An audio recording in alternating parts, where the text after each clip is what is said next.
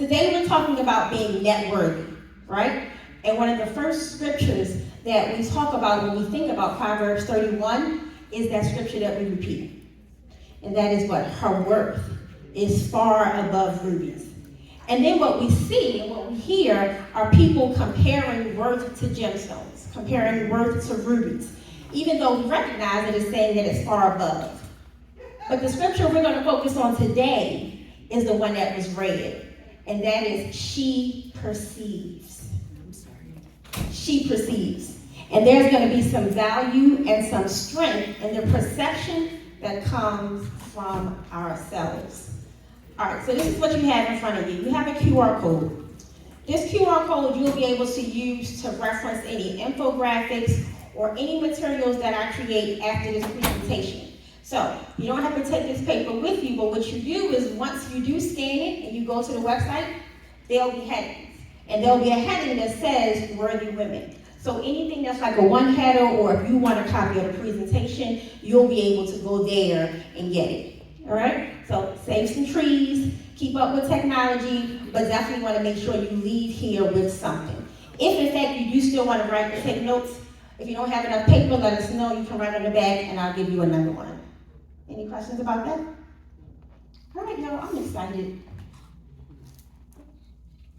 All right, today we're going to talk about 4 things. We're going to talk about what it means to be net worthy. And we are going to talk about the 4 steps to deciding that you're going to perceive, not someone else is going to tell you, but that you're going to perceive how worthy you are. The first step is the appraiser. And we're going to talk about who is the person that's actually doing this appraising. The appraised, that would be you and I, the authentication, and then the affirmation. So let me tell you where this came from. Very recently, I started looking into coin collecting. For no other reason that a coworker of mine gave me this really nice box of coins. And I really didn't know if it was something that I should just say thank you about and just put it in my closet, or if it was something that I could put in the safe and keep for my children. And so when I was researching coin collecting, it was talking about the process that you can use to determine which coins are valuable. And what I recognized and realized is that there's so much that we don't know about what's considered valuable in the world. And then there are people who play on that information because they recognize that everyone doesn't know what to look for. And so what you have is people that spend time searching out laundromats and the ground and fast food places because they're looking for these valuable coins that the untrained eye would not know to look for. Which means that every day you could have passing through your hands a nickel that's worth $5,000, a penny that someone is on eBay looking for $700, a quarter that you just hand to the person or stick in the vacuum cleaner at the garage, at the gas station that someone on eBay is looking for. And so because there's this entire world out there, there are people that do something called cherry picking. And we're going to talk about that later because that's one thing that we're going to make sure we're not, is that we're not ripe for this cherry picking process. So before we do that, let's talk about the first thing. And that's the appraisal.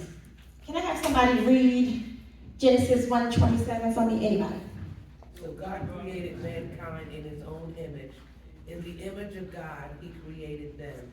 Male and female, he created them. So before we can talk about how worthy we are, we have to recognize that our worth is set by someone.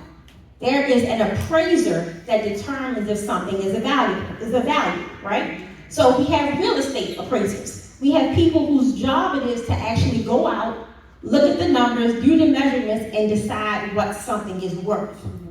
You don't get to determine the object, the person. We don't get to determine what our value is. Whoever is the appraiser determines the value. But because we're sons and daughters of Jesus Christ, and we have a son in the back, so that's why I was saying that. We have to remember that the appraiser, the big appraiser, the biggest appraiser, the most powerful appraiser is the one that sets the value. And the appraiser here is who? God. He sets the value. And so when you think about the value of something, it's how much something costs, right? So, I want you to see this table because there are some authentic pieces up there.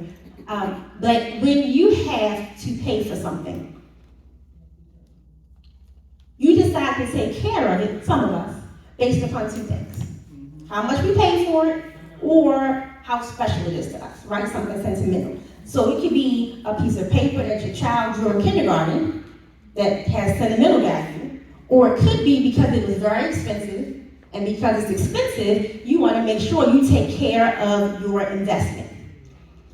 So it happens that sometimes we'll see people that we know paid something or are paying a lot of money for something, and they aren't taking care of it the way we would take care of it, and we start saying stuff like, wow, that purse costs all that, you just threw it on the floor. Or that car costs that much and I get it in this dirt. And you start looking at it and you're saying to yourself, do you value what these things cost, right? But then there are people who will do the exact opposite. They'll start to treat things a certain way, and you will determine that thing must not be of value to them just because of how they're treating it. And because it's a sliding scale, what's expensive to you may not be expensive to somebody else, right? So then you walk around and start doing this, you are appraising value based upon how you see people caring for something, right? So that's what we do externally. I assign value. So if I see you throw this across the room, or if I see you use that shirt to whitewash your walls, then I'm going to assume A, it wasn't that expensive, or B, it no longer holds value to you. Because now I'm sitting in the role of the appraiser. When God determined our value, he put a cost on it. A cost that nothing can replicate. And he paid for us with a price that we can't compare.